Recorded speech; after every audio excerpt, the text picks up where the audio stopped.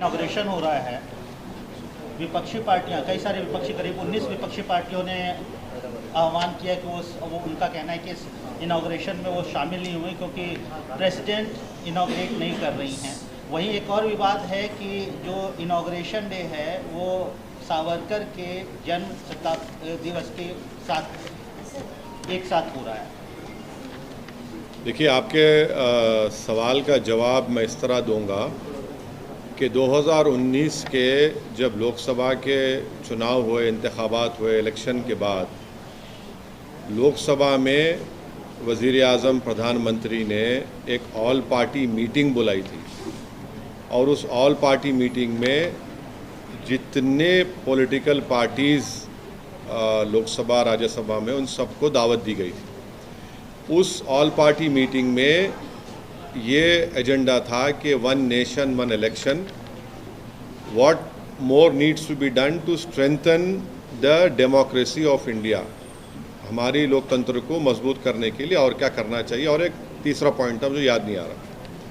तो उसमें जितने पॉलिटिकल पार्टीज़ थे उन सब ने तकरीबन, जो मेरा मेमोरी अगर मेरी राइट है, तो सब ने एग्री हो गए थे वन नेशन इलेक्शन के लिए, सिवाय हमारी पार्टी के। जब मैं था और येचूरी साहब, और मैंने वन नेशन वन इलेक्शन को संविधान के बेसिक स्ट्रक्चर के ख़िलाफ़ करार दिया था और कहा था कि प्रधानमंत्री ये चाहते हैं कि देश में सिर्फ उनकी पार्टी मजबूत रहे और कमज़ोर कांग्रेस रहे और बाकी सब पार्टियां ख़त्म हो जाए।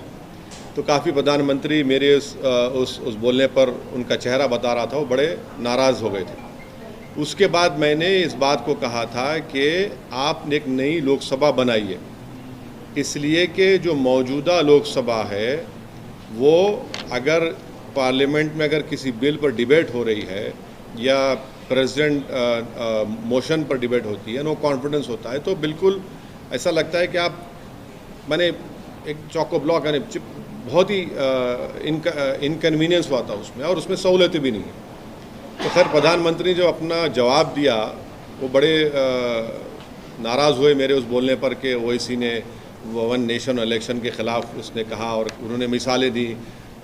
उड़ीसा में पटनायक साहब जीते विधानसभा और हम लोकसभा जीते, जगन दोनों जीत गए।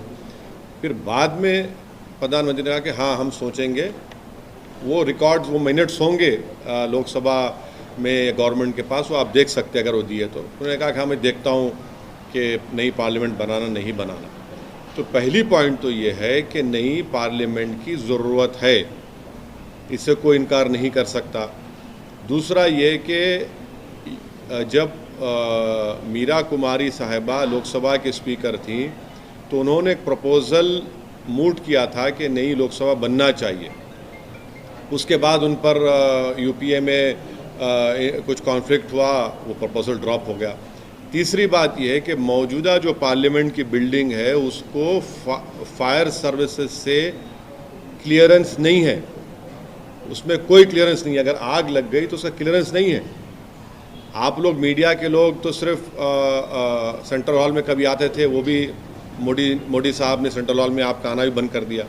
मगर अगर आप ऊपर जाएंगे तो मुझे अच्छी तरह याद है कि 2012 या 13 में लेट मुलायम सिंह यादव साहब जब अपनी पार्टी के ऑफिस में खाना खा रहे थे तो एक बिल्डिंग का एक हिस्सा उनके आके उनके टेबल बाजू गिरा।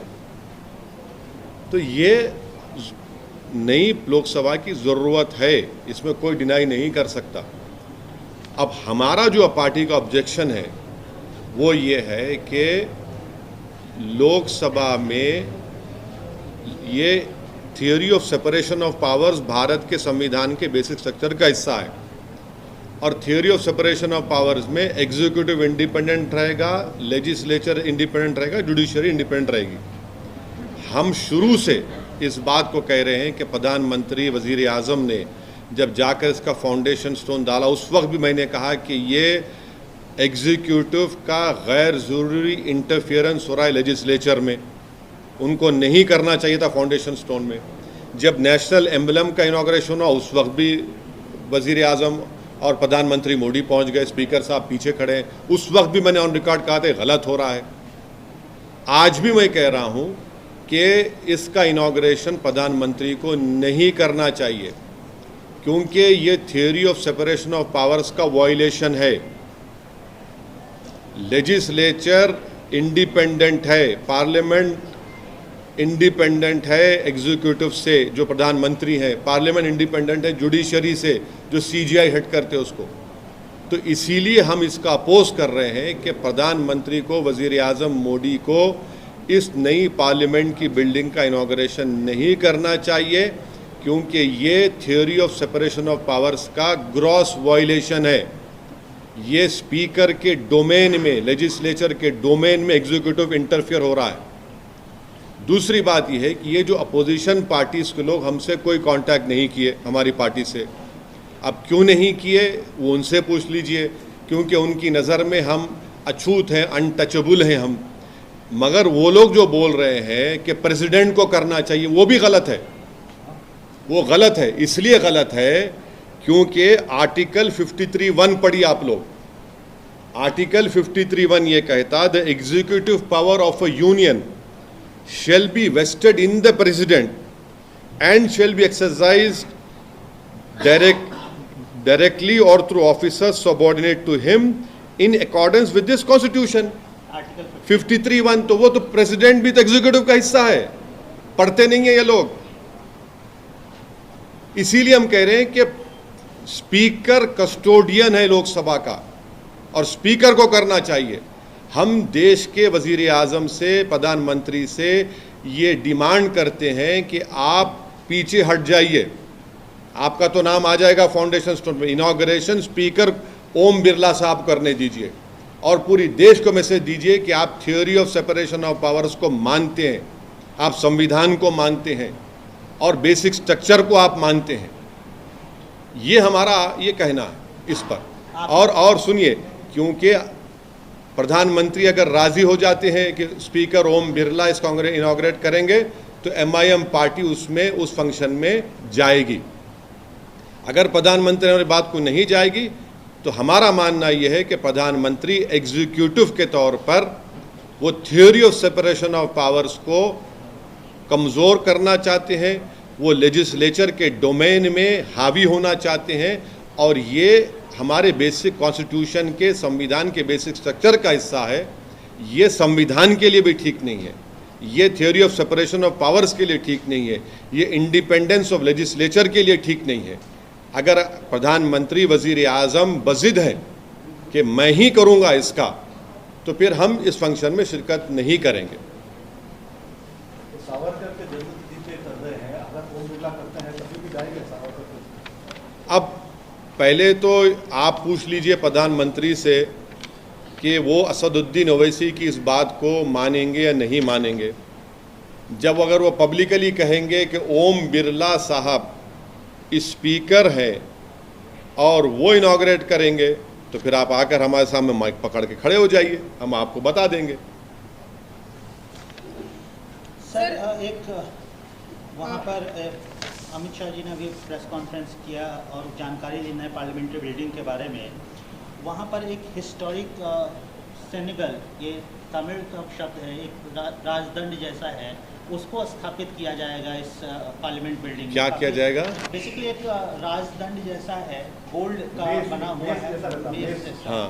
उसको स्थापित किया जाएगा स्पीकर के चेयर के साथ। ये जब जहाँ से ब्रिटिशर्स जा रहे थे उन्होंने उसको सौंपा था प्रधानमंत्री उस समय के नेहरू जी को, और अब उसको यहाँ पर पार्लियामेंट बिल्डिंग में स्थापित किया जाएगा। अच्छा। इस कदम को आप कैसे देखते हैं? इसका स्वागत करेंगे आप? हिस्टोरिकली सिग्निफिकेंट एक आर्टिफैक्ट को वहाँ स्थापित करना। वो क्या होगा? वो क्या होगा? वो गदा के जैसा। गदा कैसा होगा? आप गदा को इस्तेमाल कर रहे हैं एग्जीक्यूटिव के लेजिस्लेचर के ऊपर। अरे भाई, हम आपसे क्या कह रहे हैं? आप गदा आप सुन, मैं समझ गया। मैं अमर चित्रा कथा में पढ़ा हूँ अपने बचपने में, जानता भी हूँ। मगर आप theory of separation of powers को क्यों मारना चाह रहे हैं? बेसिक स्ट्रक्चर को क्यों मारना चाह रहे हैं? आप लगा तो रहे हैं, आप तो सजदा भी कर दिए थे जब पार्लियामेंट गए थे। मगर पार्लियामेंट की खूबसूरती ये है कि theory of separation of powers, अगर प्रधानमंत्री ऐसा इनॉग्रेट करेंगे और स्पीकर को पीछे कर देंगे, तो सवाल मोदी और ओम बिरला साहब का नहीं है, ये एक प्रेसिडेंट बन जाएगा गलत, जो हर प्रदेश में, हर स्टेट में हर चीफ मिनिस्टर बोलेगा कि नहीं स्पीकर कुछ नहीं, मैं हूं। तो फिर इंडिपेंडेंस ऑफ लेजिस्लेचर का क्या होगा? ये पॉइंट है। और आर्टिकल 53(1) पढ़ना चाहिए अपोजिशन पार्टीज को, और बोले जा रहे प्रेसिडेंट करे। अरे प्रेसिडेंट तो एग्जीक्यूटिव का हिस्सा है भैया, पढ़ा करिए थोड़ा आप लोग। आप हमसे नफरत करते हैं, करिए, कोई बात नहीं, मतलब पढ़ लीजिए। प्राइम मिनिस्टर ऑस्ट्रेलिया में विजिट कर रहे हैं, वहाँ के प्राइम मिनिस्टर ने उनको बॉस बोला है कि मोदी। आपके बॉस कौन है? आप लोगों के बॉस कौन है? हमारे एडिटर इन चीफ हमारे बॉस जनता है। आप लोगों के बॉस कौन है? आप पूछ लीजिए अपने आप से। जानते हैं पप्पा जी हैं आप लोगों के बॉस। हमारे बॉस जो है जनता है, जनता हमारे कोट डाली। अब वो बोले नहीं बोले मेरे को क्या करना है, उनसे जाके पूछिए ना। 12 घंटे का सफर है, चल जाइए प्लेन में। एम्बेसी इंडिया ने कर्नाटक गवर्नमेंट से कहा है कि हिजाब बैन पर हम शुरू से इस बात का डिमांड कर रहे हैं कि हिजाब बैन अनकॉन्स्टिट्यूशनल है, जो बीजेपी की सरकार ने किया था। वो आर्टिकल 29 राइट टू कल्चर का ब्लेटेंट वायलेशन है, ग्रॉस वायलेशन है। ये हम शुरू से कह रहे हैं। कोई क्या कहता है नहीं कहता हमको मतलब ये, हमारा कंसिस्टेंट स्टैंड ये है कि राइट टू कल्चर एक अनफेटेड फंडामेंटल राइट है संविधान में, और मुझे उसका प्रोटेक्शन हासिल है। वो अनकॉन्स्टिट्यूशनल है, उस बैन को जाना चाहिए। सुप्रीम कोर्ट में भी जब ये 2 जजेस बेंच के पास गया तो 2 जजेस ने डिफरिंग ओपिनियन दिया, और एक फेवर में जो जजमेंट आया तो उन्होंने यही बात कही है। और आप कैसे रोकेंगे किसी को कपड़ा क्या पहने? कर्नाटक में कांग्रेस की सरकार आई है। मैं जो शुरू से बोल रहा हूँ उनको बोलने की क्या जरूरत है? जो संविधान पर हल ओत लिए हैं उनको संविधान का पासोल याद रखना चाहिए। कर्नाटक में नई कांग्रेस सरकार ने 5 अपने जो चुनाव के पहले के वादे थे उसको पूरा कर दिया, लेकिन बजरंग दल के ऊपर खामोश है बैन के ऊपर। आपने पहले भी सवाल उठाया था। नहीं, अभी तो हनीमून पीरियड चल रहा है। इब्तिदाई इश्क देखिए आगे होता है कि अभी छोड़िए ना, इतने जल्दी उन लोगों को आप क्यों बोलेंगे? अभी तो अब शुरुआत हुई है उन लोगों की, अभी तो आगे जाना है। थोड़ा टाइम दीजिए उन लोगों को, उसके बाद फिर ये सब सवालात आपके वाजबी हैं, जनता देखेगी। मगर अभी इतनी जल्दी क्यों? नई सरकार बनी है, उनको टाइम दीजिए। ये जो न्यू पार्लियामेंट बिल्डिंग है और ये जो सिंबल जो लगाने की बात कर रही है, अपोजिशन पार्टीज कह रही है कि ये एक कम्युनल डिवाइड करने की कोशिश कर रही है बीजेपी। आप कैसे देखते हैं? क्या ये कम्युनल डिवाइड की तरह आप देखते हैं इसको? कम्युनिटीज़ को डिवाइड करने की तरह देखते हैं? मैं ये बोलूँगा कि जो भारत का संविधान बन गया था और भारत के संविधान बनने के बाद उस किताब पर बड़े बड़े लोगों ने साइन की, जिसको हम अंग्रेज़ी में कहते हैं हमारे फोर फादर्स। उस संविधान की किताब में भारत की हिस्ट्री में जो लोगों ने बड़ा रोल अदा किया उन सब की फ़ोटो है, जिसमें राम सीता की भी है, गौतम बुद्ध की है, महावीर की भी है, गुरु नानक जी की है, और उसमें बादशाह अकबर की भी है, झांसी रानी की भी है, और टीपू सुल्तान रहमतुल्लाह अलैह की भी है। वो किताब तो पार्लियामेंट के लाइब्रेरी में मैं देख के आऊँ, आज भी है। अब उसको क्या करेंगे आप उसको क्या करेंगे? और दूसरी बात, ये देश का जो संविधान है वो किसी रिलीजन को मानता नहीं है, वो सब रिलीजन को सेलिब्रेट करता है। और अगर बीजेपी इस देश को 1 नेशन 1 रिलीजन 1 कल्चर 1 लैंग्वेज के लाइन पर लेके जा रही है, तो फिर ये तो आप उन लोगों को धोखा दे रहे हैं जिन्होंने इस देश की आज़ादी में अपनी जानों को कुर्बान किया था। बाबा साहब अम्बेडकर ने जब संविधान में बात की थी, लिबर्टी, इक्वालिटी, फ्रेटर्निटी, जस्टिस, ये प्रियम्बल क्या है, ये इसको समझने की ज़रूरत है। अच्छा लगता है सर, नए पार्लियामेंट बिल्डिंग में समान आचार नागरिक संहिता, यूनिफॉर्म सिविल कोड का बिल गवर्नमेंट लेके आएगी, प्रॉब्ली फर्स्ट बिल हो सकता है वो। अब नहीं मालूम कि क्या क्या लेकर आएंगे, नहीं लेकर आएंगे, मगर हम फिर से देश के वज़ीर आज़म से, प्रधानमंत्री से डिमांड करते हैं कि आपका नाम तो प्लैक पर आ जाएगा, वो रहेगा भी, मगर इनॉग्रेशन स्पीकर लोकसभा ओम बिरला साहब से करवा दीजिए। तो दिल बड़ा करिए ना, दिल बड़ा करने में क्या हो जाएगा? आप बाजू ठहरिए खैंची से, ओम बिरला साहब काट देंगे उसको, और क्या है उसमें बुरी बात क्या है? कभी कभी सेकेंडरी भी तो हो जाइए। हर चीज़ में आप आगे रहेंगे तो कैसा होगा? ये तो theory of separation of powers का मामला है। हाँ, आपकी पार्टी है, अलग बात है, एग्जीक्यूटिव का फंक्शन है, बिल्कुल आप प्राइम मिनिस्टर हैं, मगर ये तो लोकसभा है, लेजिस्लेचर है, ये तो बेसिक स्ट्रक्चर का हिस्सा है। इसमें भी आप सामने रहेंगे तो कैसा होगा बताइए। फिर संविधान पर आपने ओथ लिया है, आपने तो सजदा किया है पार्लियामेंट के सामने, आपने संविधान को चूमा है। सर एक और इम्पोर्टेंट जो बात चल रही है आजकल ऑर्डिनेंस को लेकर के, दिल्ली सरकार वर्सेस सेंटर, जिस प्रकार से सेंटर में ऑर्डिनेंस, देखिए सुनिए, ऑर्डिनेंस जो लाया गया है सुप्रीम कोर्ट के जजमेंट के बाद लाया गया है, लीगली सरकार को राइट है ऑर्डिनेंस लाने का, मगर एथिकली उनको राइट नहीं था। लीगली तो राइट है, एथिकली उनको राइट नहीं था। जब सुप्रीम कोर्ट ने कह दिया तो आपने ऑर्डिनेंस ला लिया, उनको लीगली राइट है। अब हम ये पूछना चाह रहे वो हमारे छोटे रिचार्ज की पार्टी से कि आर्टिकल 370 जब पार्लियामेंट में आया था तो आपने बीजेपी को सपोर्ट क्यों किया? आज आप रो रहे हैं, आज आप रो रहे हैं। कल हम जब पुकार कर कह रहे थे कि आपने सपोर्ट क्यों किया 370 का। 370 को जो निकाला गया है वो कॉन्स्टिट्यूशनल ब्रीच है। आपने जम्मू कश्मीर लद्दाख को अलग अलग कर दिया। जब आपने सपोर्ट किया था, नहीं किया था, दिल्ली के मुख्यमंत्री की पार्टी ने, आपने सपोर्ट किया था, तो उनको बीजेपी को मौका मिल गया ये करने का। अब ये लंबा चलेगा। अब पार्लियामेंट शुरू, अब देखिए अब सुप्रीम कोर्ट खुलेगा, छुट्टियां शुरू होंगी, वहां पर जाएगा मसला ये, तो सरकार की तरफ से बोला जाएगा कि हम मानसून सेशन में बिल ला रहे। अब बिल आएगा, बिल में बीजेपी की ब्रूट मेजॉरिटी है, बिल आ जाएगा, फिर सुप्रीम कोर्ट जाइए, चलिए जंग चलिए, वहां चलते रहेगी। ये देखिए आप, व्हाट अंग्रेजी की कहावत है, what goes round comes around, ये उनसे हुआ है। आप 370 क्यों सपोर्ट किया बताइए? 370 आपने सपोर्ट किया ना, नहीं किया?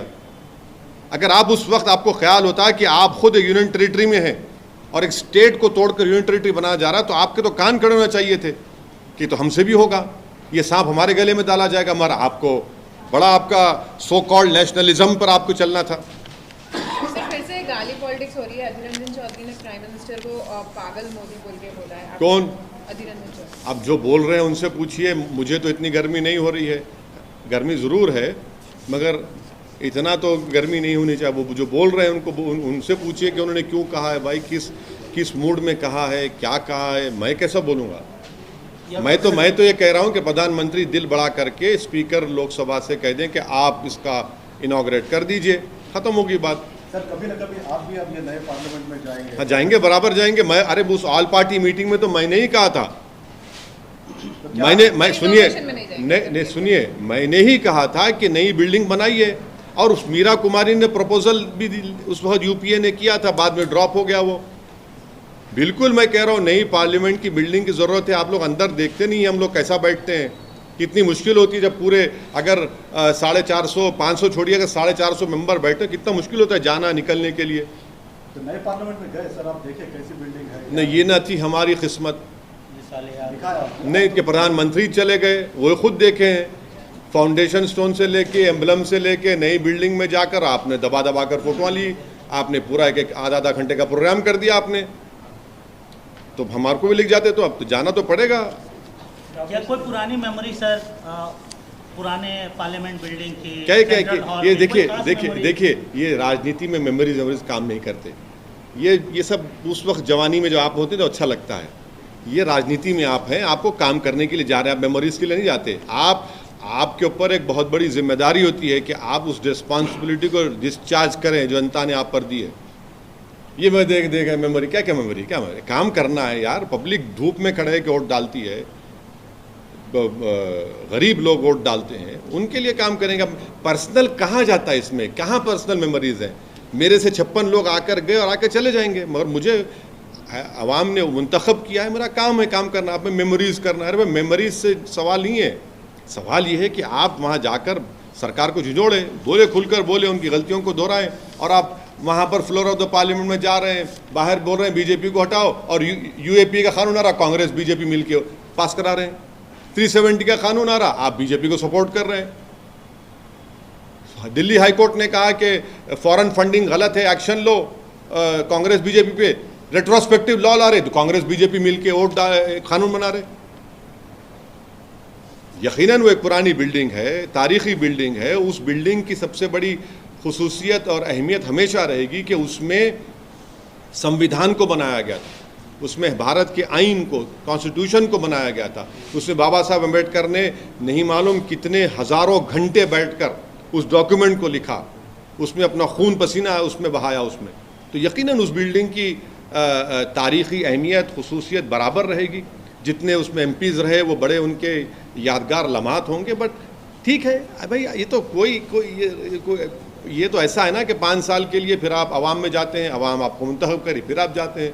बिल्डिंग कुछ हो, बिल्डिंग को देखकर काम नहीं करना चाहिए, जिम्मेदारी को देखकर काम करने की बहुत बड़ी ज़रूरत है। 2000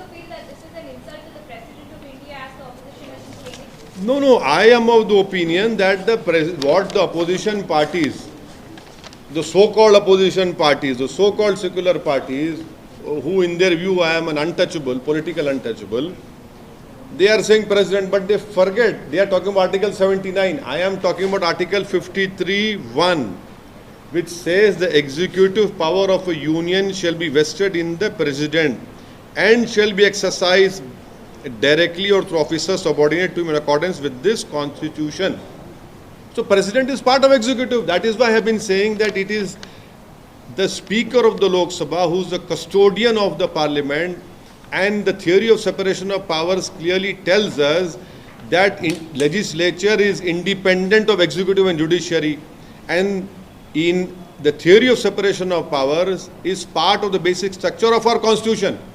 The Prime Minister should not enter into the domain of legislature. The judiciary cannot enter into domain of legislature, and vice versa, legislature cannot enter into domain of executive or the judiciary. That is part of the basic structure of the constitution. So I still hope that the Prime Minister of this country would show his large-heartedness, will show his love for the constitution. As a true constitutionalist, if he is, then he should allow the Lok Sabha Speaker to inaugurate the new parliament. And if he does, then of course MIM will be there. But if the parliament is hell-bent on inaugurating because he wants to inaugurate everything, because the BJP believes that nothing happened before 2014, if the Prime Minister does that, then we will be compelled to not to attend that function. But please remember that in 2019, the first all-party meeting which was held after the Lok Sabha results had come out, I had demanded that a new parliament building should come up, and I am sure that the Lok Sabha or the Prime Minister office must be having those minutes. I had raised this issue. Sir यहाँ पे भी अब elections होने वाले हैं, आप भी ताबड़तोड़ इनॉग्रेशंस कर रहे हैं, भी जा रहे हैं, हाँ। तो क्या MIM शुरू कर दिया यहाँ का? देखिए, इलेक्शन के लिए तैयारी करना ये MIM की फितरत में नहीं है। आवाम की खिदमत करना 24 घंटे ये MIM की मिजाज में है, ये MIM की सोच में, MIM की फितरत है।